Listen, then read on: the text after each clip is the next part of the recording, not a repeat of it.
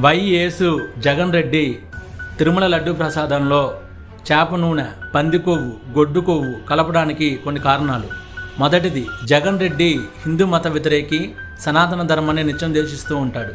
2, తిరుమల నుంచి హిందువులను దూరం చేసి భక్తుల్ని ఆ 7 కొండల మీద కాలు పెట్టకుండా చేసి 7 కొండల వాడిని భక్తులకు దూరం చేయాలనే భయంకరమైన ఆలోచన.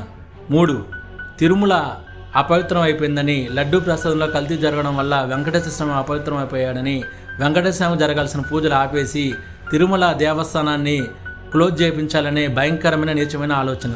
వీటన్నిటికంటే మెయిన్ది, తిరుమల అపవిత్రం అయిపోయిందని చెప్పి తిరుమలలో హిందువులు అడుగుపెట్టనీయకుండా చేసి ఆ 7 కొండల్లో 7 పెద్ద పెద్ద చర్చిలు కట్టి క్రిస్టియన్ మతాన్ని పెంచి పోషించి క్రిస్టియన్స్ అందరికీ ఒక దేవుడిగా మారి క్రిస్టియన్ వాళ్ళ దృష్టిలో ఒక జీసస్గా మిగిలిపోవాలనే జగన్ రెడ్డి ఇదంతా చేశాడు.